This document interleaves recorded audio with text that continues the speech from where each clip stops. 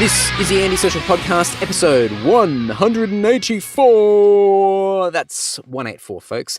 With Astronaut candidate and jack of all trades, Josh Richards. But before we kick into this episode, my name is Andy Dowling, and as well as hosting this show, I also play bass in the Australian metal band Lord. And if you love a bit of metal, bit of old school metal, some, guitar solos and sing-alongs and a bit of cheese and some double bass drums, and I'm describing this so well. Just go over to lord.net.au. Go and check it all out. We've got all of our video clips up there. I don't know how many video clips we've done over the years. Maybe, 8 or 9 or 10. I don't know. Anyway, there's heaps over there. Our whole back catalogue's there. You can stream it. The Spotify links, etc. There's heaps of stuff. Go and check it all out. lord.net.au. We've got a brand new album coming out very soon called Fallen Idols, and track 1, called United, Welcome Back, is available now. It's the first single and track 1 off the brand new album. And folks, we aren't doing intros for the new album. There's no intros. So anybody that's been listening to the band for the past 15, 20, 30 years, we love a good intro at the start of a studio album. And this album, we've decided, fuck it off. So it is straight in. We're not mucking around. First track off the album, and off we go. So you can get a taste of what this album's going to be all about by going to lord.net.au/united, which has got the track listing for the Australian version of the new album, plus the video clip for United, and you can get a t-shirt as well. Go and grab a United t-shirt. Why not? So go and check all that out. If you love the music and you haven't heard it before, go and shoot me a message and let me know, because I'd love to hear from you. And if you didn't like it, shoot me a message anyway and just tell me that it was shit. I don't know, whatever. Just do it. In addition to playing in a metal band, I also host the Self-Starter podcast, and guess what, folks? Season 2 is out now. As of the 3rd of June, 5 a.m. Monday morning, and every fortnight at that time, there will be a new episode of Season 2 out of Self-Starter. So Self-Starter is all about small business, self-employment, and freelancing. So if you want to dig into the self-employment world a little bit more, you can go to selfstarter.com.au and go and check all of that out. The first episode, which is actually episode 30, but the first episode of Season 2, I was actually trying to work out whether I should do Season 2, Episode 1. But I figured that whether I do Episode 1 or Episode 30, there's going to be people with OCD that are going to complain either way. So I figured I'd lean in the direction of my OCD preferences and do Episode 30 of season, it doesn't even make sense when I verbalize it. Anyway, it's episode 30. It's the start of season 2. It's out now. Go and check out that episode. It's with Chris Pachenko of Vanishing Point fame, but he has his business called Speed Metal Scrap. It's a great conversation. I learnt a lot more about Chris that I didn't know, and in true self-starter format, I have my key takeaways and lots of insights about the chat with Chris. So go and check all that out, selfstarter.com.au, and you can search for Self-Starter in your preferred podcast player. Okay. It's the shout-out section. Every week, I thank somebody that supports me and the podcast. And it can be in a range of different ways. Such as messages of encouragement, a guest recommendation. I get heaps of great ones, and that really helps me. It could be leaving a review somewhere on the internet or in real life, whatever it is. It could be buying a bit of merchandise, a t-shirt, a patch, or a USB pass, etc., etc., etc. Whatever it is, it doesn't matter. It helps me, keeps this whole thing moving, and just it means a lot. So thank you so much to everybody that supports me. You can hear that I'm struggling through this, folks. Sorry. So this week's shout out, I do thank one person each week, and it is for Bridget Carmody. Now, I've got no freaking idea where Bridget's from, because the reason why I'm giving a shout out to Bridget is that she gave me a beer shout via the PayPal button over at andysocial.net, and there is no information whatsoever to state where Bridget's from. I've tried to look her up online, no idea. But Bridget gave me a beer shout, and all it said in the beer shout was cheers. So thank you very much. I appreciate it. It is going to go to exactly what it says. And it does support the podcast, of course, because, the more money that you guys give me to buy beer means less of my personal money to go to beer, and instead goes back into the podcast. A very roundabout way of supporting the podcast and my love of alcohol. Horrible, I know. But Bridget, when you do hear this, shoot me a message via whatever the hell. You can shoot me an email or whatever, and tell me where the hell in the world you are, and I will shoot you out some stuff that I've got lying around the house in the mail, because we all love getting something in the mail, and it's just my little way of saying thank you. So thanks, Bridget. Appreciate the beer shout. Cheers. Speaking of cheers, folks, you can go over to andysocial.net/buy-stuff. And that was a bit of a slur. You can go and check out all of the things that I have for sale. It could be stuff such as the band. You can go to the Lord online store over at Bandcamp, or the Dominus Records online store on Bandcamp as well. You can also check out my eBay and Discog stores. The eBay store has an eclectic array of items that Jess and I are selling. Lots of personal stuff, clothing, music memorabilia, lots of odds and ends, unwanted gifts, sorry folks, and lots of random stuff. So you can go over and check that out. And Discogs has over 1,500 odd music items, cassettes, vinyl, CDs, DVDs, ranging from metal to rock to punk to jazz to blues to pop, etc. There's heaps and heaps of stuff over there. So if you go to andysocial.net/buy-stuff, you'll be able to have a sticky beak and see what I have. If you can't get through to these pages, then shoot me a DM and I will help you find them, so you can have a sticky beak. I've had a couple of messages from people, a few people to say thank you to. Leah from Wilberforce in New South Wales. Is that a freaking place? Anyway, Andrew from Shelbyville in Kentucky, I believe, in the US of A. Aladdin from Gainesville in Vermont, I think. VA. What's VA? Vermont. How the hell do I know most of these states in the US just by their letters? Like, I've got no idea. Like, I've never lived there. I've been there a few times, but I seem to know. Anyway, whatever. In the US, thank you, David from Bloomington in Indiana, USA. A few USA folks, and Lee from Inverleigh in Victoria. Lee is a big supporter of my Discogs page. Thanks, Lee. Appreciate it. Thanks, everyone that has been buying stuff from all of my different pages. It means a hell of a lot to me. And if you buy something from any of these places and you add a little message in with your order saying that you heard me crapping on in these intros, then I will add something extra, little extra goodies in with your order as well. Just my little way of saying thank you, and to know that people listen to me crapping on, because, you know, I'd probably fast forward. Anyway, thank you so much, folks. Really appreciate it. andysocial.net/buy-stuff. Episode 184 of the podcast is with Josh Richards. Josh is a physicist, an explosives engineer, a soldier, a comedian, and an astronaut candidate. Josh is most known for being part of the Mars One project, which started off with 200,000 applications and has boiled down to a short list of 100 remaining people, which Josh is a part of. The project is set to send a number of people to Mars on a one-way ticket, never to return. This has been an ongoing project for the past several years, and Josh is sitting and waiting for the next stage to roll around in the hope that he becomes one of those final people that will shoot off, hopefully sometime between 2029 and 2031.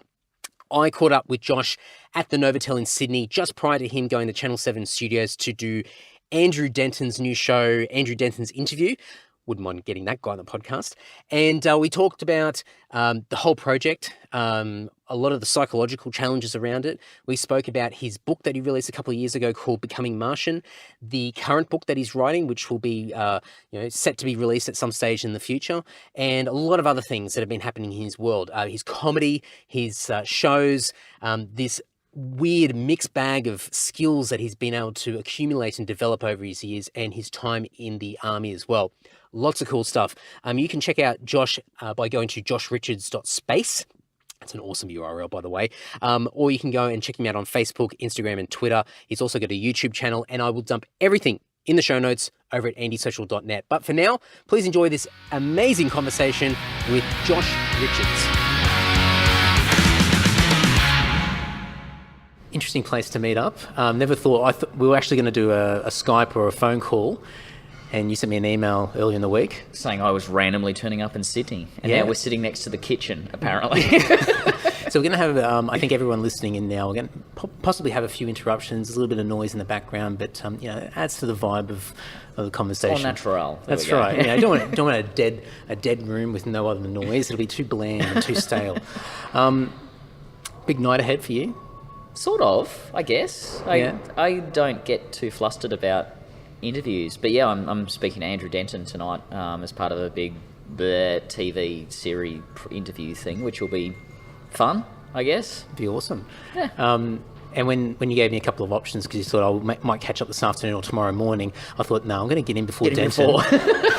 once he's not wasted from being grilled on stage. Well, I think if you're going to get interviewed by anyone, especially in this country, it's Andrew Denton. I mean, he's the person. So it's. I have to say, like, I'm not interviews in an interview. Like, talk about whatever, people ask me questions and I answer them honestly. It doesn't really matter.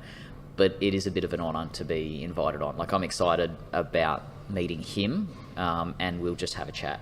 Like, we're having a chat. Absolutely. No, I can't wait to see it. And by the time this comes out, the episode with Denton would no doubt already be out anyway. I hope so. Otherwise, this will be awkward. Yeah.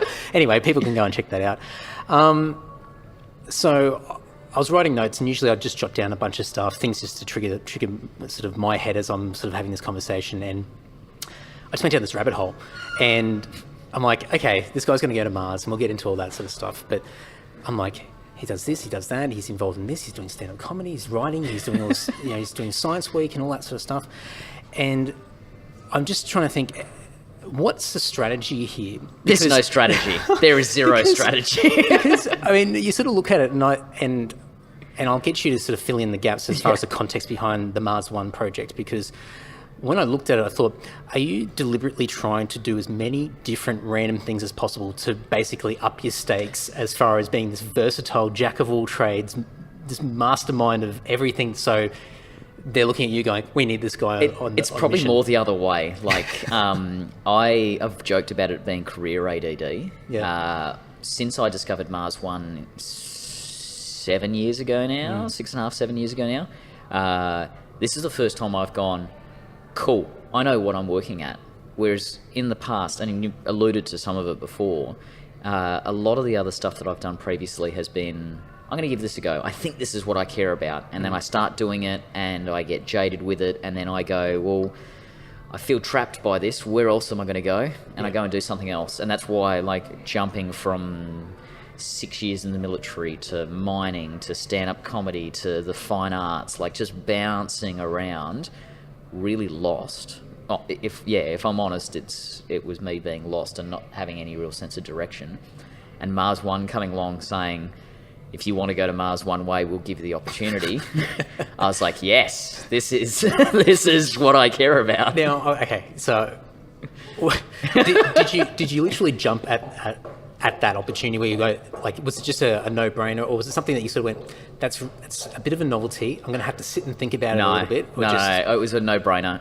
I had just finished my 4th year up at the Edinburgh Fringe. Yeah. I just finished a comedy show doing, basically dressing up as a giant angry koala and screaming at people for 45 minutes. And what a lot of folks don't realise about that show is it was therapy. It was me sharing stories from the military, wearing a mask that wasn't me. It was this crazy koala character, and the crazy koala character could share stuff. I had done that because I had wanted to write a comedy show about sending people one way to Mars. I'd started writing it in 2011 and realised there was all this stuff, all this trauma from the military that I hadn't dealt with. So I did the koala show, and as soon as Edinburgh Fringe was done, I was like, right, September 2012, I am going to start writing this Mars show that I've been thinking about since I read a paper in 2006 by Paul Davies saying the first people going to Mars would probably have to go one way. And ever since then, my thoughts have been, well, why would you want to come back? Let's do it. And I started researching the comedy show in, like I said, September 2012, and literally typed Mars One Way into Google, and Mars One had made their first public announcement. That's like incredible. A week before. So that's crazy, because you'd think that obviously, like, you'd see the project and that would inspire you to then start digging into how you could sort of put that into your comedy and your stand-up stuff. No, I was already on the show. I'd been discussing 2 weeks before with a mate of mine, Cameron Davis, an amazing improviser in Edinburgh, and we sat down for an hour over coffee and talked about what this Mars show would look like, and talking about you could, simulate the time delay in the show with such and such, and hashed out all these things. And 2 weeks later, I sat down to go, right, I'm going to start looking for the details, and they'd made their announcement in the meantime. So the moment I found it, it was a case of, well, I'm not just going to write a show about this, I'm going to sign up for it, and they're looking for a crew of 4. I'm going to make the show about trying to find the other 3 people that'll come with me. Like, it was an instant thing. But were you more driven by the novelty of the fact that you had this great idea in your head creatively, and it sort of aligned, and then it was after the fact, after you sort of gone, I'm going to do this, that you thought, oh, well, there's a reality to this. Like, it's a real thing. I think you're giving me way too much creative credit there. The show was angry. Yeah. Like I said, the show before it, Keith looks back in anger with a koala. I saw some clips of that. It's pretty intense. It's horrifying. But very, very broken human being, 2012. And I was finding a way of dealing with it. And the next show, the show about Mars, was going to be angry too. It was going to be this frustrated rage that we as a species haven't tried to do something more extraordinary. That young men growing up are often drawn to things like the military rather than having the opportunity to work in the space industry. And I pinpointed a moment when I was a kid that I realised where I switched from loving space to wanting to be in the military. And it was being told that I couldn't go to space because I was Australian. And that was what it basically boiled down to. You can't join NASA because NASA only has US citizens working for it. And the only people going to space are the Russians and the Americans, so you can't go to space. So there was this very clear moment when I was 7 of being told, you can't go to space. And so I turned from that to what my dad was doing, and Dad as a role model, and went and joined the army. So the show was originally going to be this really frustrated thing of, why do we get so fixated on which patch of dirt we're born on? And why aren't we doing extraordinary things as a species? And it was angry. The show was angry.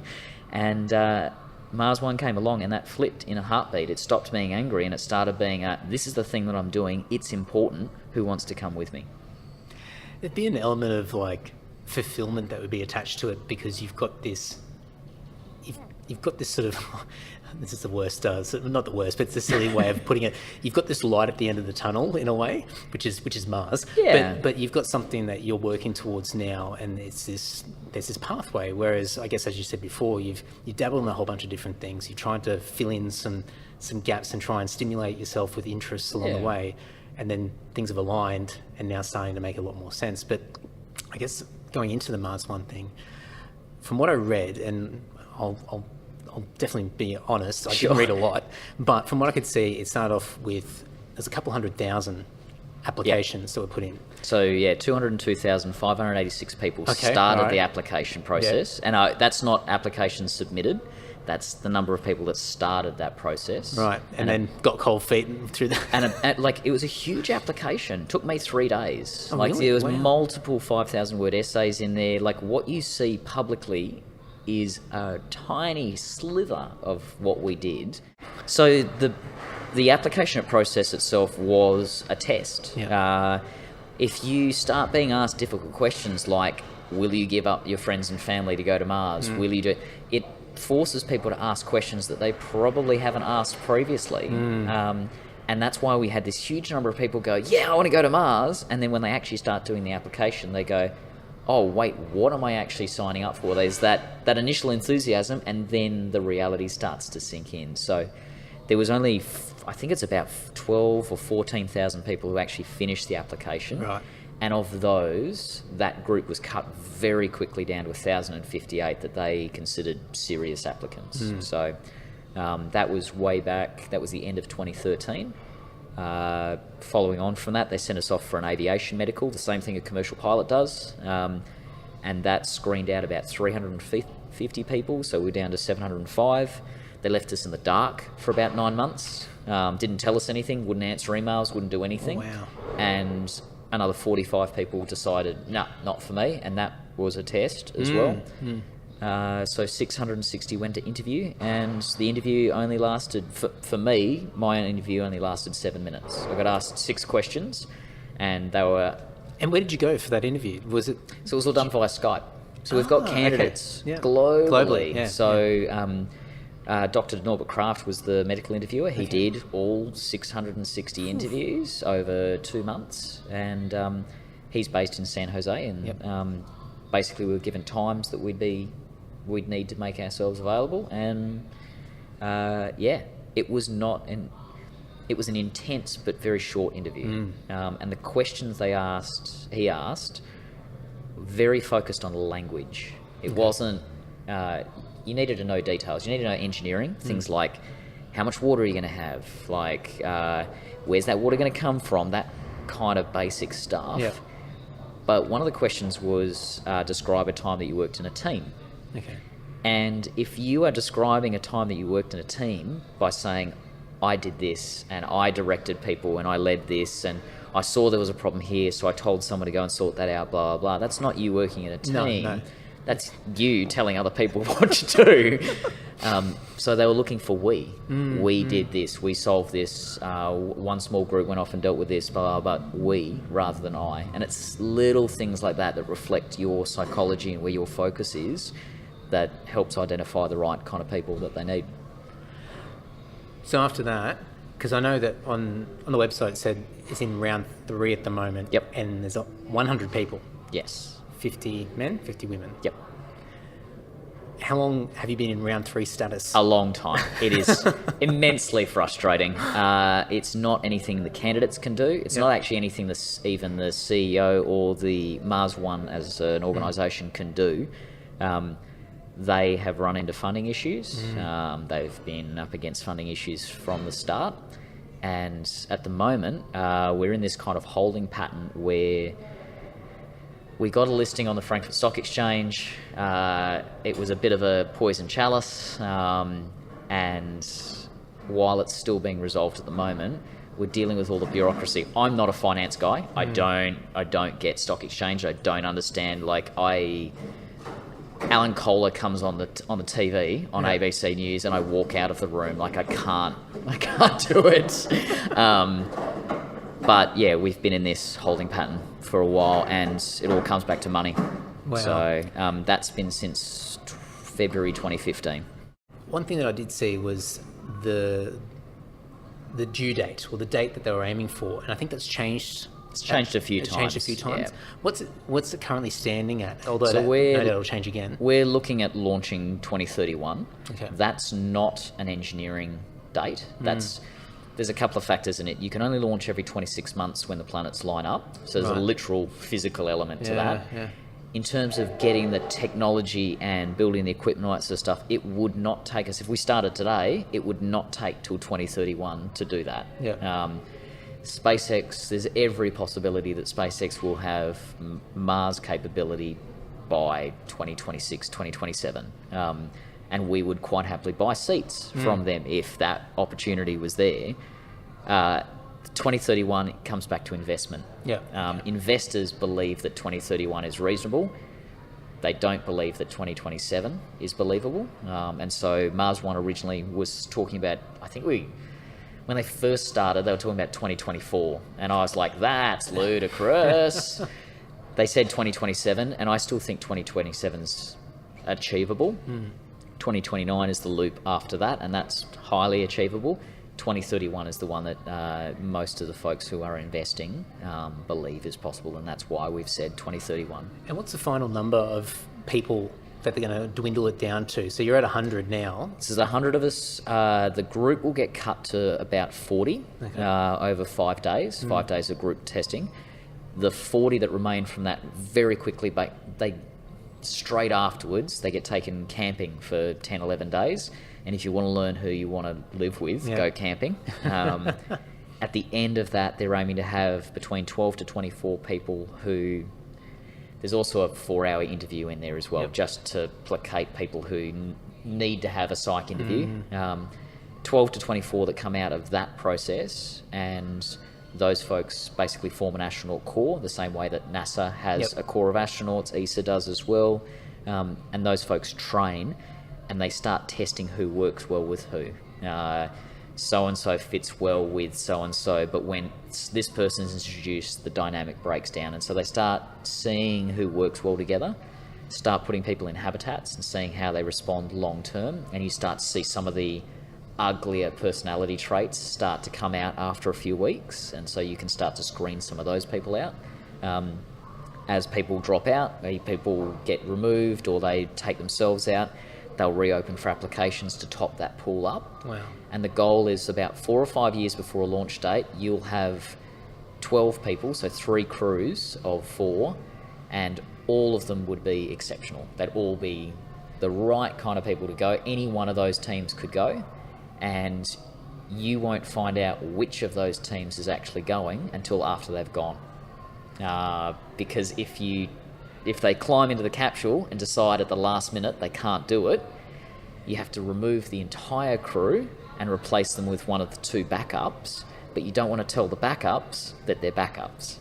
So you won't know, the public won't know, and the people who are actually doing it won't know that they're going to be the first crew until they're literally climbing into the capsule. It's like psychologically, it's like full next level.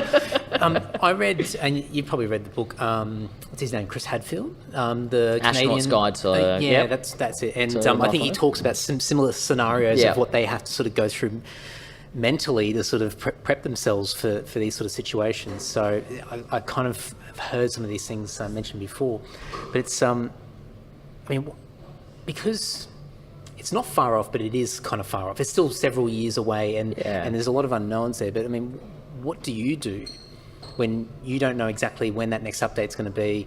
Like, what sort of things do you do to prepare yourself and to think, okay, how do I best place myself so I'm going to be I have the best odds of being able to get through to that next round? So my focus is less on being in that next round. That would be great. Yeah. I'd love that. The biggest thing for me is I want this to happen.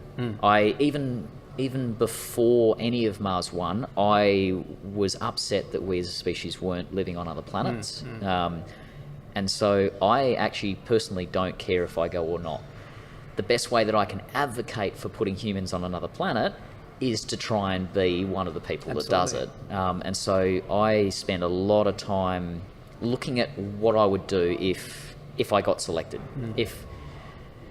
If we got told, if I woke up tomorrow morning to an email from Mars One saying selection is going ahead in October, I'd be turning around and going, okay, well, what can I do between now and October to make the most of the time that I've got? Because after that, I may not have the same amount of time available to do the things that I want to do. Not just how do I get selected, but also if I am selected, I'm shortlisted, I then go into intensive training. Like, there's no time to go and sail a boat around the world for 4 months, or there's no time to go and climb Everest or do any of these other things because I'm training for a one-way mission to Mars.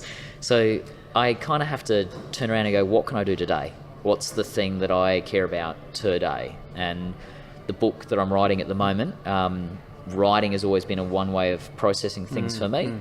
I spend a lot of time writing, and the book that I'm writing now is, what would you do? Asking the audience, or asking the reader, what would you do if you had 10 years left on Earth? And then me answering that question for myself and saying, these are the things that I would do, and these are actually, this is how I'm going about it, this is how I'm doing it right now. Because, I mean, you hear all those cliches that everybody says, you know, live your day like it's your last, and those bucket list sort of things, but we sort of, I think we all just fall into the everyday grind of it all, and we sort of lose track of it, and it's only really when there's an unexpected moment or a tragedy or something like that people suddenly are awakened and go, oh wow, I've got to actually do something about my life. So your circumstances are so unique in a way, but it feeds back into this thing that people are trying to find themselves all the time by trying to make the most out of their lives. But you've put yourself in a position where you're so hyper aware of it. Yeah. I guess I get it from 2 angles. I get that of I have a potential set date where I'm not on this planet anymore. And that's not dying or whatever, but it's like September 2031, there's every possibility, or sooner, but like that could be a reality. On the other perspective, I never thought I'd make 30. The stuff that I did with the military was pretty pointy, pretty like high mortality rate type stuff. And so, especially in my early mid-20s, I was utterly convinced I'd never make it to 30. Did you serve overseas? So I never spent time I spent time with the British Commandos, but I never deployed, which I'm immensely grateful for. Absolutely. But even so, like, the Royal Marines lose 1 or 2 recruits a year. Like, I had friends fall off ropes and break backs. Yeah. I nearly died of Lyme's disease while I was there. Like, the list is long. Wow. And that's just part of what you're doing. Yeah. It's just part of the job. It's not that you expect it, but you certainly don't turn around and go, oh, I'm going to live till I'm 55 or 60 or whatever, or 80. It's like, no, I'll probably do a few tours and I'll probably catch it at some point, but I'm going to make the most of it while I'm doing that, because I feel like what I'm doing has meaning. Yeah. And the reason why I left the military was because I realised that I didn't feel like I was making the world safer. I didn't think I was making the place better. Yeah. And so it became a fairly easy decision, just be like, no, I'm not going to risk my life. I'm also not going to do something that is hurting people. So, no, I'm lucky, I suppose, in that I potentially have this thing that might happen in 10, 12 years' time. I also am immensely grateful that I'm here in the first place, because there's been no shortage of close calls where if something had gone slightly differently, I wouldn't be chatting to you now. Absolutely. Well, yeah, that's right. And sitting in this thoroughfare at the hotel. Yeah. But it's I think the really interesting thing that I sort of got just keeping a close eye on you over the last few months as we've been trying to work this chat out, is it sort of puts things in perspective for me. So it's like anything, you listen to an interview, or you watch somebody or see their story, or you're watching a movie or something like that, and you start to draw parallels and you compare yourself to them and where you fit into your world versus theirs.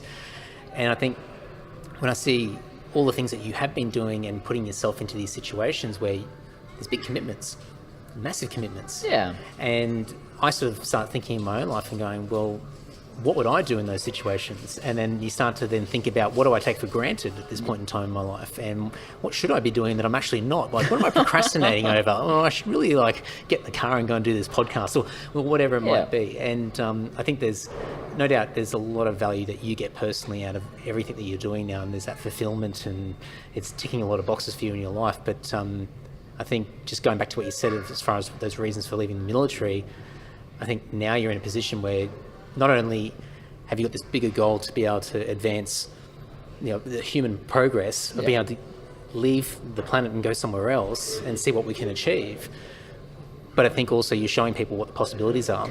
And I would say that's actually more important than my personal fulfillment. Like I said, I'm very grateful to still be here after 30. I feel like the things that I did while I was still with the military cleared any debt that I may have felt. Like I did enough good for the folks around me that I don't feel like I owe anyone anything. Which means I can now do whatever the hell I want, and I'm in an awesome position where, especially with kids, especially being able to go and visit schools and talk to people about all of this sort of stuff, and hopefully impact some of them, so that rather than going down the path that I did, tell them, hey, you can work in space, you can do all this sort of stuff. I love speaking to 7-year-olds. I love talking to year 2s in particular, because it's like, that was the age where someone told me I couldn't do this, and now I get to tell all of them, you absolutely can, and you don't have to do it the stupid way that I'm doing it, but you have the opportunity to be involved with this. And I hope they appreciate that. It doesn't matter, because that's all I can do. All I can do is say, this is what I'm doing, and kind of be an example. It's the reason really I signed up was, it's not about being first. I don't care about being first. I care about humanity having a permanent human presence on another planet that kids can watch on the 6 o'clock news and go, that's what I want to do when I grow up, and whoever's there next to him can say, you can. It didn't matter where he came from.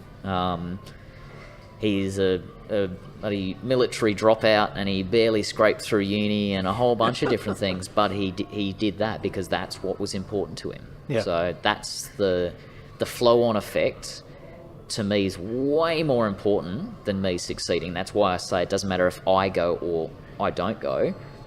It matters that someone goes, because the impact that's going to have to our species is extraordinary. Absolutely. You was it last year you put out your book, Becoming Martian? National Science Week 2017. Yeah. 2017. So, okay. yeah. Right. Oh, that's right. We're in 2019 now. That's So right. I I'm forget still- too. How did that go? As far as, getting a reaction, and I've seen, like, you go on the Mars One website and even on yours, and there's a long list of media that you've done, and Yeah. you've had some good exposure. But what sort of impact has the book had so far? The book for me was really something I had to do. Yeah. When I first found Mars One, Cameron Davies, the guy that I've been thinking about Cameron a bit over the last few months actually, just because there's a lot of parallels coming back. Cameron had written a book rather than doing a comedy show. Okay. So All right. comedians, you get on the circuit, you get on the loop of, like, you write a show and then you've got to start writing next year's show and all this sort of stuff. Cameron had broken that by saying he wasn't going to write a show. He wrote a book, and then he started doing book readings, and that planted a seed back in 2012 of, like, I don't actually like comedy that much. I don't mind talking to people and standing on stage, but I much prefer to get my thoughts out on paper. I always have. So why aren't I writing books? And Becoming Martian for 2017 was my first trial with that, my first case of, like, I have to get this out. I broke the book down into 3 parts, talking about how our bodies, our minds, and our culture will change by colonising Mars.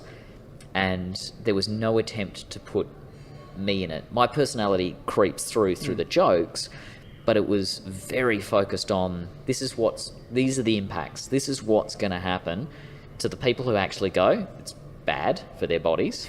It's bad for their minds, but the cultural impact is huge. And so writing that was an amazing experience. Publishing it and promoting it and all that sort of stuff, that's great. But for me, it was way more important to just write it. If I'd written the book and through some quirk it couldn't be published, I still would have been okay with that, because it clarified everything for me. And it's now a go-to. If people turn around to me and say, talk to me about what happens to your bones and your body, I'm like, go and read the book, because there's four pages on that. Well, I do have a couple of questions about that kind of stuff, because when I was driving here, I was on the phone to my wife, and I had mentioned you. Sure. But look, sometimes I talk too much and she zones out, and vice versa. Yeah. But then she went, "Hang on, whoa. He's going to Mars, yeah, but he's not coming back, yeah." And then the questions came, as you would have got over the last several years. So we'll get to that in a moment, because I've got a few things in my head that I'll have to, and Jess will kick me if I don't ask. But so for you to be able to go through that process of getting it on paper, formalising it, it's a bit of a reference guide for people. And if people want to know a little bit more about, probably not so much you personally, but what you're aiming towards and what that experience potentially is going to be like, that's the starting point. It's a reference point. It's something that it answers probably 95% of the questions that I get on the details, on the not necessarily specific to Mars One. It's actually more broadly about Mars itself. There's some funny stories in there. There's all sorts of bits and pieces in there to try and convey the science and the impact of all this sort of stuff. And the book that I'm working on now, after I did Becoming Martian as a comedy show, I toured it in 2014. It felt very dry. It felt very like it didn't have any of me in it. And the book is better, but the book still is very...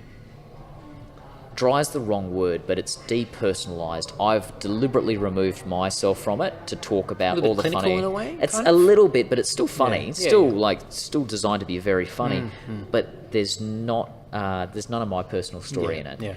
And the thing that everyone asked after the show was done and when the book was published was, what about you? They wanted to know how it's impacted my relationships, how it's impacted how I live my life. They want to know that very human story, not just the science of what's going to happen to your body and culture and blah, blah, blah.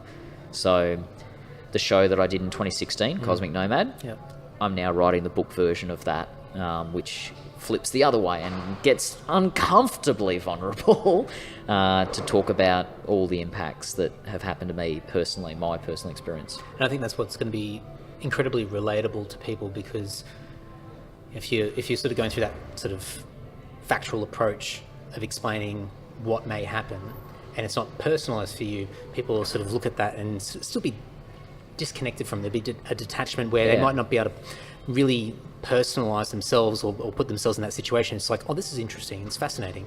But then to be able to hear your thoughts of how you could be impacted by it, and what you're going through at the moment, and the way that you're viewing everything and your perspective, I mean, then people are going to make it really relatable to them.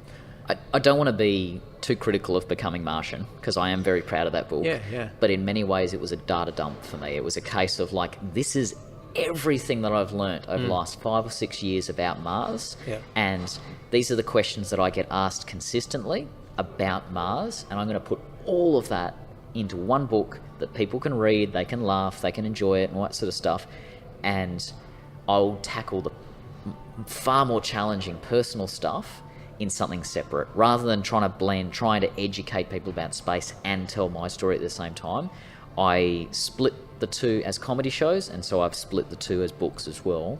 And if people want to know what happens to your bones on Mars, read Becoming Martian. If they want to know how I feel about it, or how I'm dealing with that prospect while I'm still here on Earth, then the next book is going to be about that. Yeah, it's such an amazing scenario, and it's a hard thing to wrap your head around, because even as I started thinking about it, and it's like, you know, we've got astronauts. There have been space programs. There are space programs. So the concept of people leaving the planet to explore exists, and so it's in our minds to a degree. And this is the next step. And it's almost like, as you said before, you're not dying. No. Like, you still exist, but you're not coming back. And that's when it and it's such a big thing to. It's a challenge. It's a challenge mentally. The thing that I mean, we think about this. Humans are funny in that we are only good at remembering the last generation. You go back a couple of generations, and the way that people lived a few generations ago seems immensely foreign. The Irish, in particular, around the end of the 1800s, would have living wakes. So people going and moving across to the US, moving to Boston, the family in Ireland would hold a living wake for them before they left, as if they were dying, on the principle that they were never going to see them again. That's right. And so they needed to have that tradition, that process. So that's a little over 100 years ago. In terms of humanity, that's not particularly long, but we forget about that. We get very comfortable of how our life and our society works now, and we forget that not that long ago, people went on huge expeditions to Antarctica and did it on the expectation that maybe they didn't come back, that they would move to a whole other place, and they knew they were never coming back. We're so lucky now to be able to... I've flown over from Perth today. I'm here tonight. I'm flying back to Perth tomorrow. On Wednesday, I fly from Perth back to Melbourne.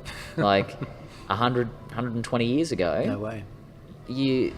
That's months each way. Like, that's right. You probably would have settled down here for a while and worked your life out, and then it could have extended longer as well. We adapt so quickly. I love reminding people the first iPhone came out in 2007, and you look at the way, how did you survive before an iPhone? Yeah. And yet, if you took an iPhone off someone and they found themselves abandoned in the wilderness, they'd probably adapt to that. They would adapt very quickly as well. So we're a very adaptive species, but I think we have a limited perspective and we forget just what we're capable of at times. I have a lot to think about on that drive home later Super on. deep. Oh, I know. But I mean, look, you've had, I mean, as you said, you're going through this process now of writing this follow-up, this book that's going to be more personal. So you've had a lot of time to think about this stuff. When I had to write the show for 2016, so almost all of it's an interesting show. It was catalysed by a breakup, and the show couldn't be done. I started writing it in early 2015, but I couldn't actually finish writing the show until we broke up. And then 2016 was this huge, like, this race around the world, my last big comedy tour globally for 10 months or whatever it was. So there was a lot of time to think about all this sort of stuff in the lead up to that show.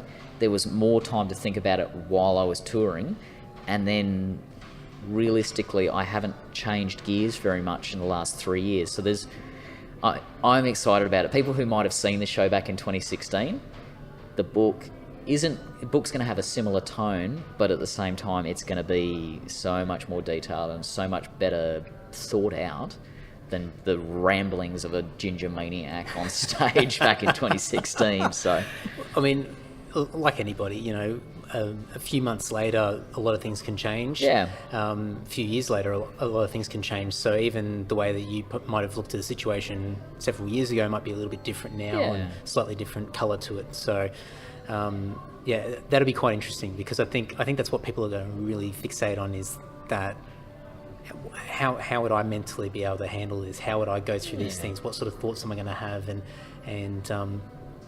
sort of think about those bigger questions in life and really put things into perspective.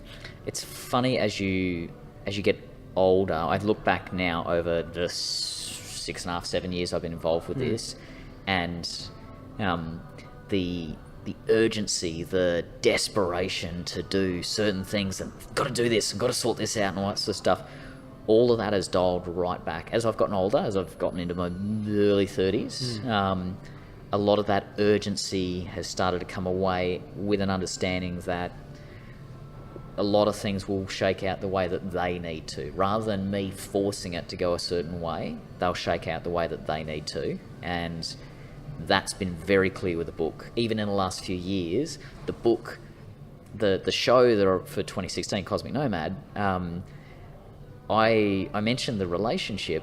I was writing that show as a way of getting over the relationship, and I listened back to the audio from it now, and I'm like, dude, you are still hurting a whole lot.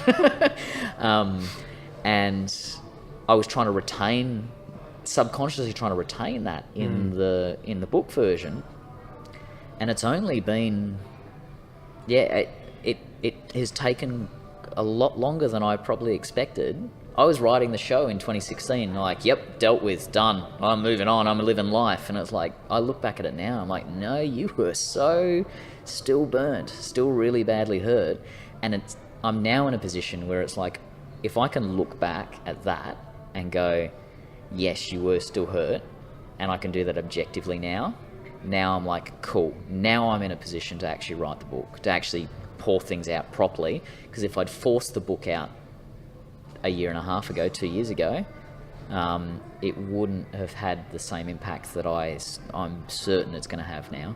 Well, it's kind of like writing a draft, you know, writing several drafts and going back and critiquing it and seeing where you can tighten things up, or maybe, you know, polishing up some of the things, because a lot of it, I guess, it's like anything. It's like when you sort of referred to fairly or unfairly with your first book, you know, it's a brain dump. It was a data dump of just getting everything out. So for you, you know, getting out there and speaking to people, that was almost your first draft of getting out there and absolutely trying to work through the content.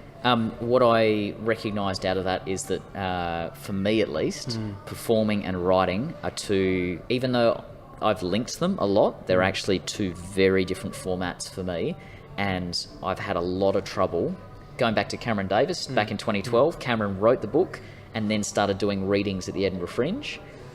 I have been talking about doing it that way for a very long time, and I've always done it the other way. I've written the show, because it's like, I can write a show, I could do a 45, 50-minute show, and then I'll turn it into a book. And what I've started to recognise, what I have finally recognised, is Cosmic Nomad's going to be the last one that I've performed and then turned into a book, because I really need to focus on write the book, and then if there's an opportunity to talk about it, if then there's an opportunity to tour it and read it and all that stuff, that's great. But the really genuine Josh, the really genuine version of my voice, comes through writing without the expectation that an audience is going to hear it on stage. So it needs to be the book first and then come out in other formats on stage. But that's taken a long time to figure out.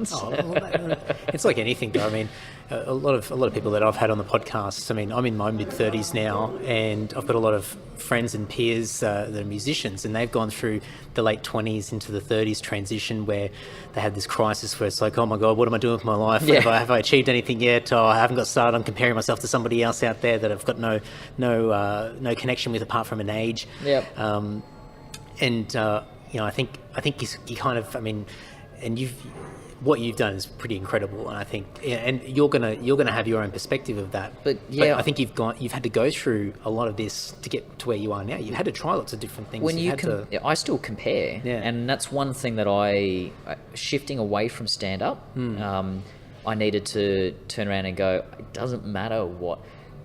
Loved Sam Simmons, always been a huge fan of Sam Simmons, and still think he's hysterical.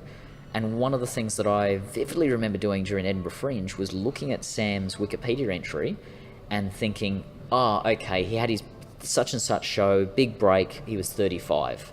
And, you know, he was figuring out, so in my head, I'm thinking like, oh, okay, I've still got a few years before I'm at the same point. And it's like, no, just do what you care about. Yeah, Like, do stuff that you love. Don't give a shit about how old someone else was when they did such and such. That's it. Do the things you care about. And that's the hardest thing, was leaving the military was a tough one. Leaving stand-up, honestly, has been really difficult, and I still slip occasionally. I went back to my old comedy room a couple of weeks ago and I did something stupid in a banana suit. Like, you still slip, and I have recognised now that I need to do stuff that I care about, and I care about writing far more than I do being on stage. And so I need to focus on that. And it doesn't matter, it's not like I'm joining writers groups or comparing myself to writers or anything like that. It's just like, Sure thing. I want to write, so I'm writing. Have you sort of thought, I mean, it might not be a conscious thing, but have you sort of thought along the way that if you do get to that point where you are jetting off, Yep. and that's it, you're off for that next chapter, are you kind of hoping in the back of your mind that you are able to leave a number of things behind, that so the books and things that you've been doing, as far as, Not at all. it's not something that's just, No. this is for you, and it's obviously just I really don't care about legacy. it's a big thing for a lot of people. People Yeah. panic and think that I've got to do something that people can remember. I don't want to be forgotten. When it's a big segment in the book, it's the upcoming book, and it's a big segment in the show. The last fifth of the show is talking about legacy, and I joke about it, saying like I signed up to be a sperm donor to leave a legacy that no one's ever going to remember. Yeah. Like, I've always hung on to, the movie's not great, but the final scene in Hitchhiker's Guide to the Galaxy. Yeah. Arthur Dent gets asked what if there's anything that Earth could do without, and he basically turns around and goes, me. I'm all for that. I don't care about my legacy. I don't care about any of that sort of stuff whatsoever. What I care about is us as a species doing awesome things, going and living on other planets, or living amongst the stars or whatever, and not killing each other because of stupid, like, tiny differences. That is something I care about. So this is way bigger than me or my legacy, and it's actually part of the reason why I'm a good candidate, because it's bigger than friends, it's bigger than family, it's bigger than countries or your hometown or any of that other garbage. It's like, this is something we're doing as a species. Your motivation's in the right spot. And it's almost it's a selfless sort of approach where you don't have a second agenda there where... Yeah. I don't know about selfless, purely because people sort of think of that as an altruistic thing. I just don't give a shit. Like, I'm not fussed. I didn't think I would still be here at 33. Yeah. So I can be involved with something that makes life hopefully better for people around me, people everywhere. And and I guess I'm contributing to the well-being of the species. Yeah, wow. Okay. drop the mic. Just drop that at the end. Yeah.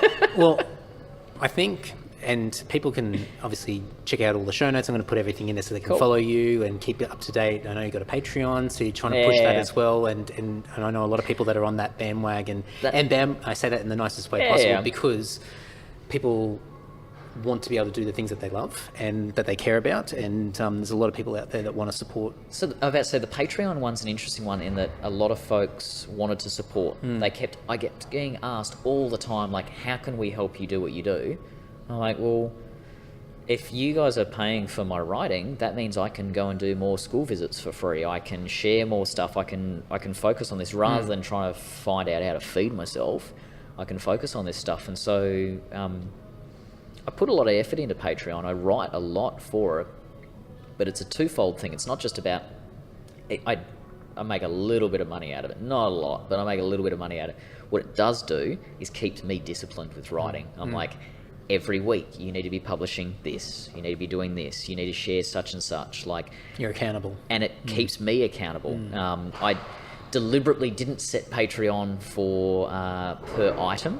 I turned around and said per month, and I promised that I would deliver this each month. And if I don't, there's people who are literally expecting this stuff. So it was like, well, what are you doing? Get on with it. Write it. It's a great way of looking at it because, you know, I know a lot of people that have accounts and do pretty well, and they create some amazing content for people, and no doubt they've thought about this, but I've just never looked at it that way. I just think you're getting people to support you creating content, and obviously they're enjoying it and they're getting something out of it, but the accountability piece of it is it's really powerful. It's a deliberate, there's literally a choice in Patreon of, do you do it per item or do you do it per month? And for me, when I saw that decision, I'm like, this is 100% going to be an accountability. I've been writing for 12 years, like writing blogs, writing stuff online, and the websites that I've always run, I might write consistently for a couple of months, and then it'll fall silent for 6, and then it'll come back again, or it'll be another burst or whatever. With this, it's like every month I'm writing this article, I'm sharing this thing, like, and the consistency, the discipline has really come from accountability. I can be fairly disciplined, but at the same time, if I know that there are people expecting something from me on a certain date, I bloody do it. I like it. I'm definitely going to look at that very differently, because I think there's a lot of value in that. And okay, I won't get down a Patreon rabbit hole because the cogs are turning my head. Okay, so before we wrap it up, I'm going to ask you a bunch of questions on behalf of my wife. For sure. And these have come through my head, and I won't. Obviously, people can go and read the book. I'm going to have links. So cool. There's the ebook, the PDF download. There's the audio book as well. There's a physical book, and there's a couple. There's of like options. 13 copies of the physical book that if people want, I can sign. But like, that's going to be it. That'll be the end. That's it. We'll get in there. I am not printing anymore. You can get them from the publisher, but I'm not printing or signing. There you go, anymore. folks. So get in there quick. I'll put the links in there so people can grab a copy. So people can go and check all that stuff out if they want some more detail. But what does happen to your body when you're It's in Mars? horrendous. Like what kind of things are to be expected? So like the first 3 days or so, you've got an enormous amount of fluid that's stored in your legs, your blood and all that sort of stuff is stored in your legs. And as soon as you take gravity away, all that fluid shifts up into your chest, into your face and all that stuff. So for the first 3 or 4 days or so, all the wrinkles disappear, guys get bigger shoulders, women get bigger busts, like it is looking pretty sexy in space. And then your body goes, nope, and you basically piss it all out. Wow. And you shrivel up like Mr. Burns. Just got that image of him in the shower. Not good. There's a lot of discussion about bone density and muscle density and all that sort of stuff. What we have seen from the International Space Station over the last few years, the research that's been going on there, you can mitigate all muscle loss and all bone loss with about 15 hours of exercise a week. Now, people sort of go, 15 hours, that's 2.5 hours exercise a day. And then you take like a medication for... osteoporosis. It's called alendronate. And that basically stabilizes everything. There's still issues with your eyes. So they talk about interocular pressure. So it's essentially the optic nerve is being... It gets irritated, it flares up, and it increases the pressure inside your eyeball, and it starts to deform the lens. They don't necessarily know why it happens, other than the nerve is being inflamed, and the result is that astronauts start to become short-sighted. Wow. They start to, long-sighted. Long-sighted, yeah. Because literally the lens and the retina's being shifted, and so you start to see. Bob Thirsk is a Canadian astronaut, retired now, but Bob wore glasses occasionally before he went up. Was massively affected. He was the first one that they really measured properly back in the mid-90s, and it changed by multiple diopters. It was a significant change to his vision. And we've seen it in about 70% of astronauts that go to the space station for more than a few weeks. So that's one of the big ones, is this interocular pressure, and they are finding solutions to it. One potential solution is to have astronauts wear swimming goggles at night. And that pressure around the outside of the eye is actually enough to shift the fluid back and improve it. But a little bit of a reset kind of... in a sense. What we really need is we need to have artificial gravity on our space stations. We need to be able to have some sort of setup where, at least while people are sleeping, they're experiencing some kind of gravity, because most of these effects start to emerge when the gravity drops below 10%. Plants can't work out which way's up and down to grow roots unless there's 10% gravity. And we're seeing a lot of the same sort of stuff with our bodies as well. Incredible. Which makes it interesting for Mars. It's got about 38% of Earth's gravity. So the expectation is the impact on our bodies isn't going to be anywhere near as bad as being in open spaces. So on Mars itself, and I don't know how much of this is discussed, and I no doubt you've touched on a lot of this stuff already, but what sort of expectations have been set as far as... Now, obviously there's a goal of why it's happening and the mission to go there, but you're going to narrow it down to these final people that go. What's the expectations of what are these people going to achieve? Survive. Just literally survive. So especially for the first 4, it is stay alive. Staying alive means maintain the life support system, keep growing plants, look after the toilet system, maintain all these systems. I'll use a military term. They really are the beachhead. They're the ones who land on the beach, they hold the ground, and the people who come along behind it, they make it easier for the people who come along behind it. Have they got a plan? No doubt they've got a plan. I'm oversimplifying here, but no, they haven't thought of this. But that duration of time between that first group landing and that second group coming in, that's entirely aligned with the planets. So that every 26 months there is a 1 month window, 2.5-3 week window, that you can launch things to Mars on a fast transit and get them there in between 6 and 8 months. And that only happens every 26 months. So when the first crew go, they'll be going with their habitat to stay alive on the way there. There'll already be a habitat on Mars waiting for them, but they'll go over in their system, land. At the same time, they'll be launching all the supplies for the second crew in the same window. So a couple of weeks after the first crew arrive, all the equipment, all the habitats, all the bits and pieces that you need for the second group are landing afterwards as well. And so the first crew, once they've settled in, then go to work building the habitat for the second group of people, which will launch 26 months later with all the equipment for the third group. So it's this stepwise. So that first group, exciting, but brutal. It sucks to be them in a way, because that's going to be really tough. So it's 7 months for them to get there, and then you're looking at it's 26 months before the next window opens. So it's 4 of you for those bit over 2 years, and you self-reliant. Something goes wrong, you're relying on the 3 other people you're there with. You got to MacGyver it. You just got to work it out. So MacGyver's the perfect example. I do corporate talks quite a bit, and people I say, who would you send to Mars? and it's always Homer Simpson and MacGyver. Homer is an adventurous couch potato, so he goes off and does crazy stuff and then quite happily sits in front of the TV and does very little, which is kind of what we need. You also need MacGyver types who, if something goes wrong, they'll find a solution. They will use what's available and they'll put it together in a weird and wonderful way to solve a problem, rather than trying to have a textbook that goes, this is the way that you need to fix this thing. They'll just look at the problem, look at the resources and fix it.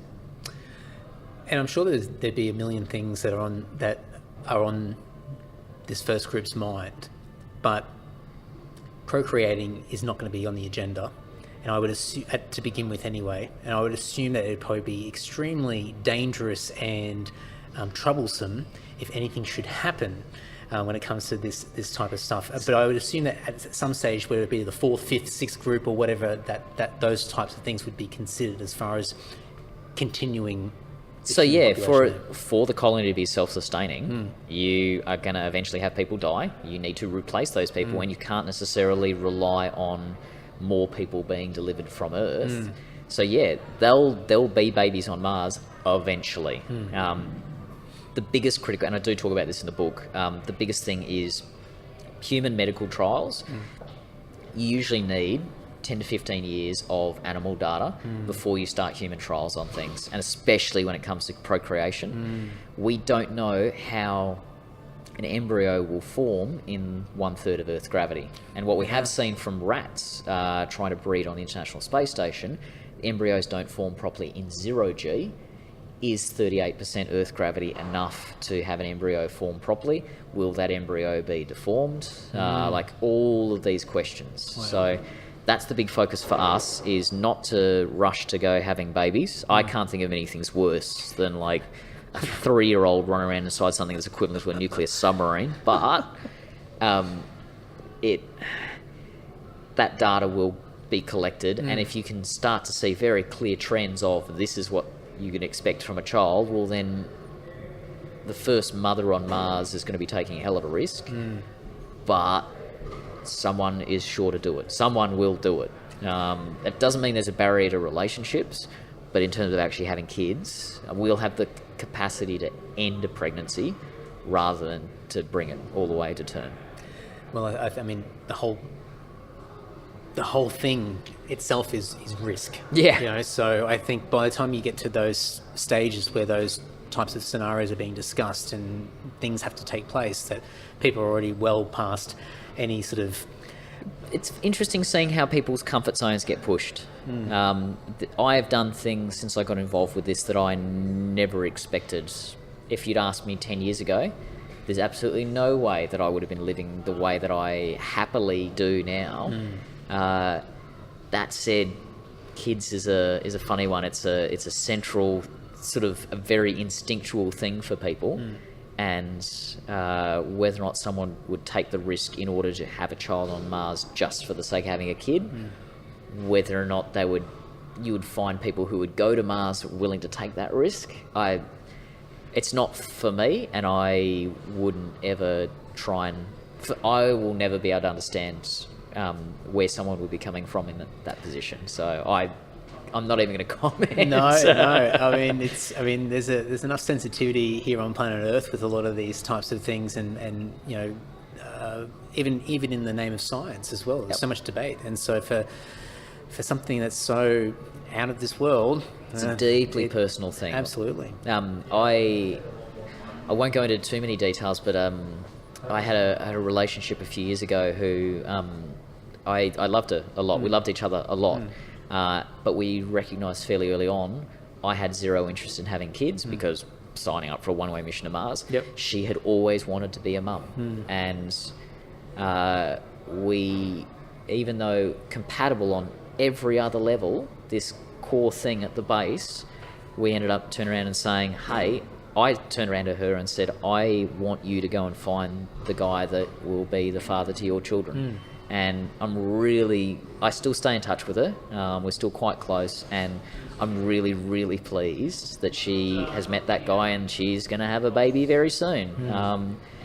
But there was no budging on my perspective, and there was no budging on her perspective. And so I think people know when it comes to procreating, when it comes to that sort of stuff, they know where their heart sits, where their instincts lie, and there's not a lot of budge on that. And I think going back to what you said before, as far as some of those final stages of when you're shortlisting the group to try and work out who's going to be in these final groups that are actually going to travel, doing all these bonding exercises to work out psychologically how people interact with each other, because we're such complex beings.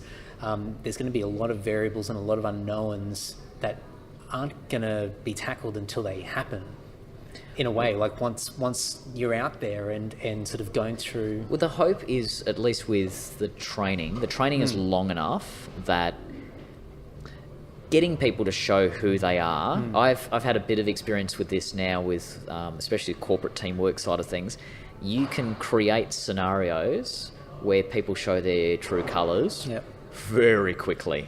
Like, there's one exercise that I do that sounds, when I describe it, super basic, very generic.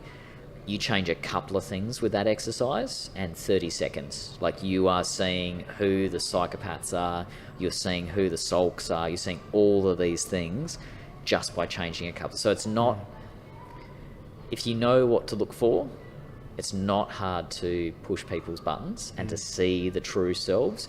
And we have a huge amount of time available to put people together in different arrangements to see personality traits start to emerge.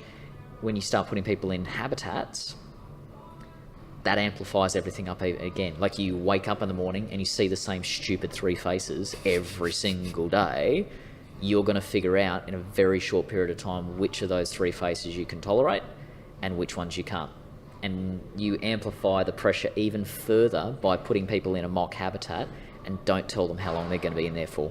People can barely, hold on to a marriage these days, let alone something, or just any type of relationship. So there's that. But also, because we're in an open society, you're not locked in.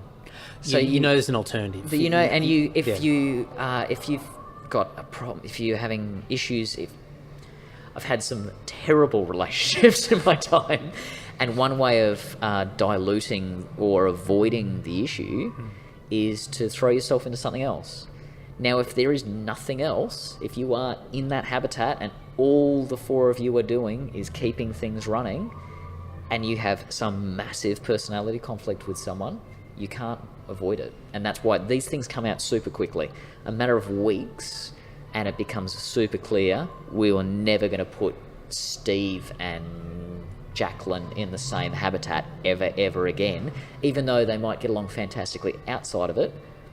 Put them in a high pressure pot, not a chance. So it does not take long to identify those kind of personality conflicts. It's a bit of fly on the wall. You get to watch it. It's all being broadcast. That's the whole thing. I love it. It's fantastic. It's like Big Brother, but it's actually real. It's just it's just. Well, so we had Paul Romer, who was the guy who first produced Big Brother in the Netherlands. He was originally an advisor for us. We have never wanted Big Brother in space. We've wanted a documentary series that follows the first people living on another planet. But that idea of Big Brother in space and being able to see real reality TV, not just like reality TV, inverted commas type, but actual follow these people along, don't be invasive. There is enough drama involved with what we're doing already without fabricating it. So just follow along and see these different personalities emerge over time. Well, got a lot of watching to do. Far out. A bunch of lab rats. And I say that in the nicest way possible, but it's exciting. As I said before, everything's going to be in the show notes so people can check you out, check out the book as well. Follow you and keep up to date with what's happening. My usual mischief. Absolutely. I tell you what, credit to you for having a handle, mighty_Ginge. Just well done. It's 10 years. That handle's 10 years old now, and I'm still incredibly proud of it. There you go. It sticks. Well done. And good luck tonight with Denton. Thank you. This has been a lot of fun, and I'm sure tonight's going to be fun as well. So. Awesome. Thank you. Cheers. We're shaking hands.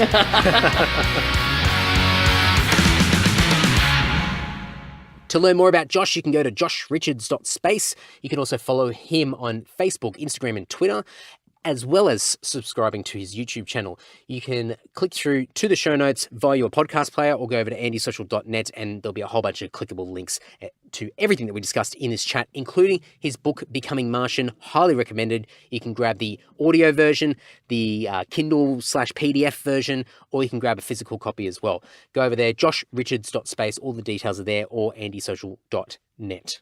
A few updates before we wrap it up. No release date. Still don't have a release date. Fucking hell. Jesus Christ. Oh, fuck. So anybody that's been listening to this podcast for the past several months will hear me have this wide-ranging roller coaster sort of tsunami of emotions that have been going up and down as I sort of tease information and say, oh, it's coming soon, get ready, I can't wait to share more information. And then like the next week I have this like emotional breakdown, and I think that it's all gonna sort of just die in its ass. And I think this week is going to be an example of me sort of having a borderline mental breakdown. We are getting so close to releasing this album.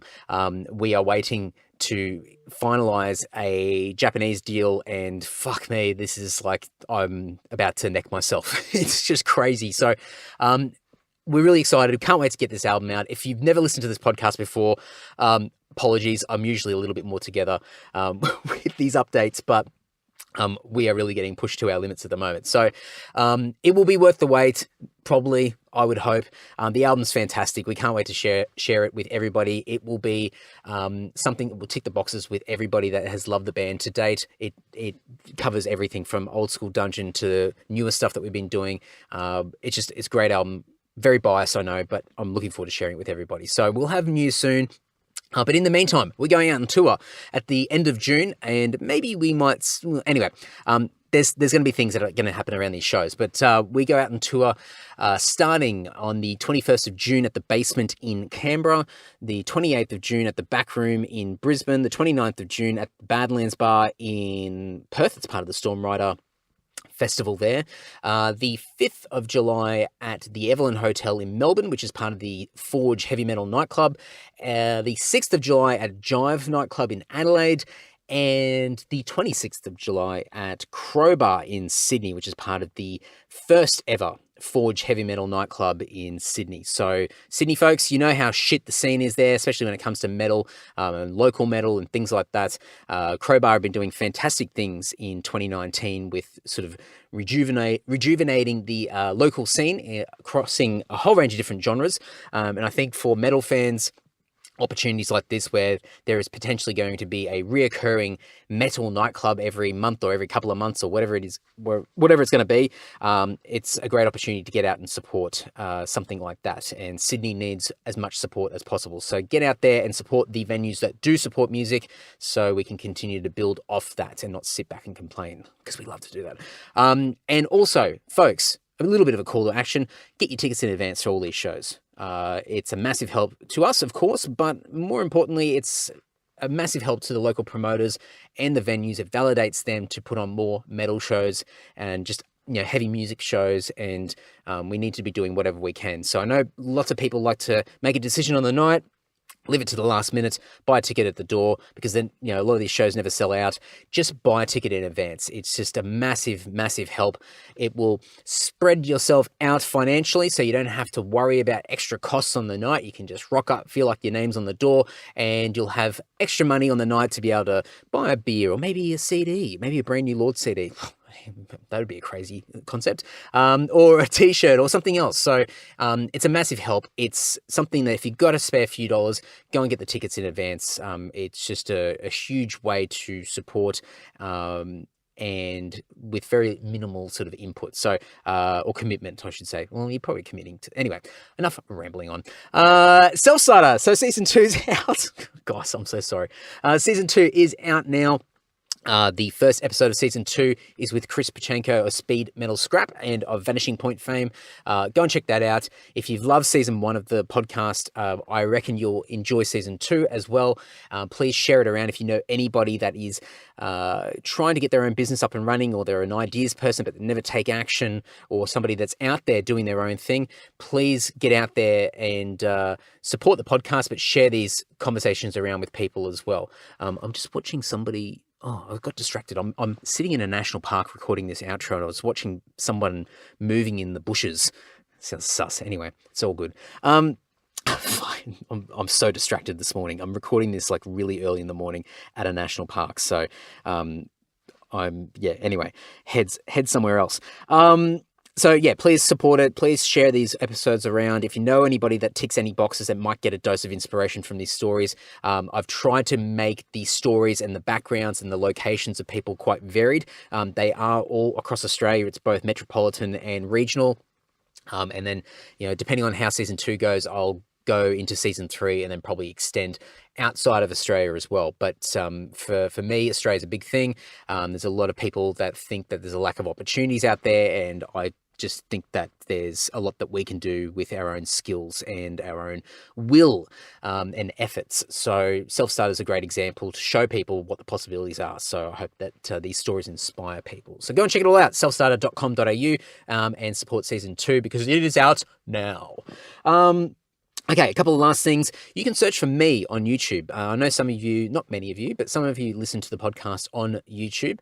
But if you want to search for my name on YouTube, you'll find my YouTube channel. It's got all the Andy Social episodes out to date. And I have just put out a video series about how to start a podcast. It's a little bit of a different thing for me. I haven't really done anything like this before. And Tim from our band has done a fantastic job in helping me make this a reality. And it's an 11-part series. Each video is about 2 minutes each, so really sort of bite-sized chunks of information.